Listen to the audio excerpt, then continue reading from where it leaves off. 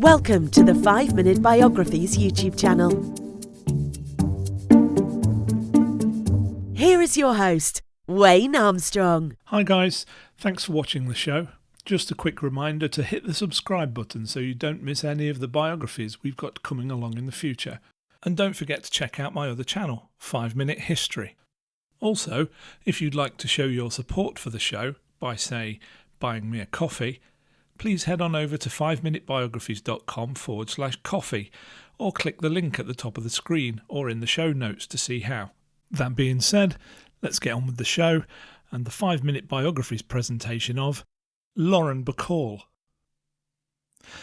Lauren Bacall is a name that any true film buff is familiar with, as she is one of the most famous women of the golden age of cinema. She was even named by the American Film Institute as one of the top 20 greatest female stars of classic Hollywood. She was born to Jewish parents in the Bronx, New York City on the 16th of September 1924, although her name at birth was Betty Joan Persk. Her mother had emigrated from Romania in Eastern Europe and had entered the USA through Ellis Island, while her father was a second-generation immigrant whose parents had come to the United States from modern-day Belarus, which was then part of the Russian Empire and is also located in Eastern Europe. Her parents divorced when Lauren was quite young, after which she no longer had regular contact with her father. This resulted in her developing an incredibly close relationship with her mother, and in her adopting her mother's last name, which in Romanian is Bacall. Lauren Bacall started her career in 1941 at the age of about 16, when she began to attend classes at the American Academy of Dramatic Arts along with Kirk Douglas, who took the same classes, and with whom she would star in a jazz musical in 1950 called Young Man with a Horn.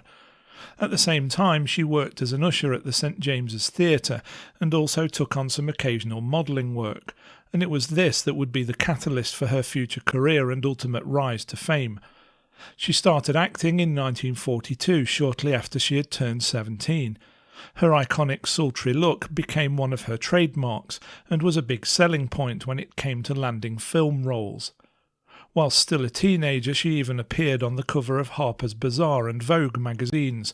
It is little wonder then that with her stunning looks gracing the covers of national magazines, that it would only be a matter of time before Hollywood started to take notice.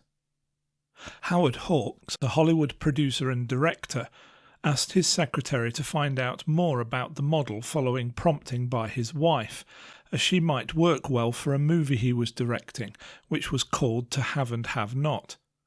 However, through a misunderstanding, the secretary didn't just find out more about Miss Bacall, but also sent her a ticket so she could come to Hollywood for a screen test and audition. This turn of fortune resulted in Hawks signing her to a 7-year contract almost as soon as he met her, which was worth $100 per week. He also took personal charge of her career, which included changing her name to Lauren Bacall, as he thought that Lauren was a better screen name than Betty. He also got her to change the way she spoke, encouraging her to lower the pitch of her voice, for which she used the services of a voice coach. This resulted in future critics describing her voice as having a smoky, sexual growl, which became another one of her trademarks. Lauren Bacall's career started to take off in the 1940s after Warner Brothers decided to embark on an extensive marketing campaign for To Have and Have Not, with a view to establishing her as a Hollywood icon. During this marketing push, she visited the National Press Club in Washington, D.C., where the Warner Brothers publishing agent asked Lauren to sit on a piano while the then Vice President, Harry S. Truman, played, thus creating a great photo opportunity for the young actress. In 1946, Lauren Bacall starred in The Big Sleep, which co-starred Humphrey Bogart. This would be the start of her career in film noir, a genre which she would be forever linked. Bacall and Bogart worked so well together that they starred in 2 more films, Dark Passage, which premiered in 1947, and 1948's Key Largo.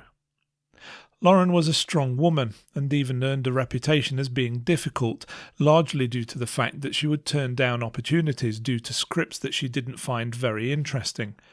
However, she became one of the great leading ladies of the 1940s and 50s, and many of the films that she appeared in received very favourable reviews, and also included the first CinemaScope comedy in 1953 called How to Marry a Millionaire, which also starred Marilyn Monroe and Betty Grable, and was a box office smash.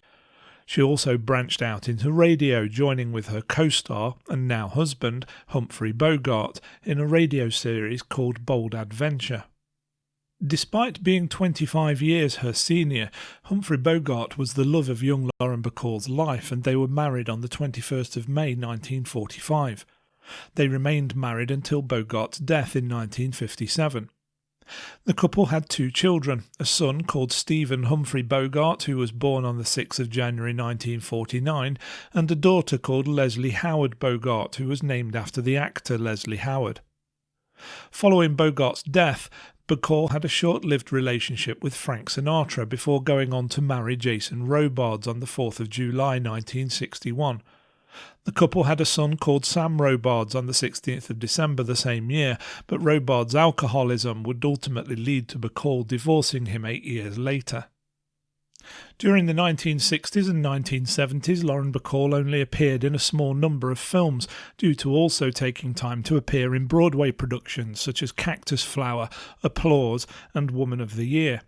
But pretty much everything that starred Lauren Bacall at this time became an instant hit, including the likes of Sex and the Single Girl in 1964, Harper in 1966, and Murder on the Orient Express in 1974.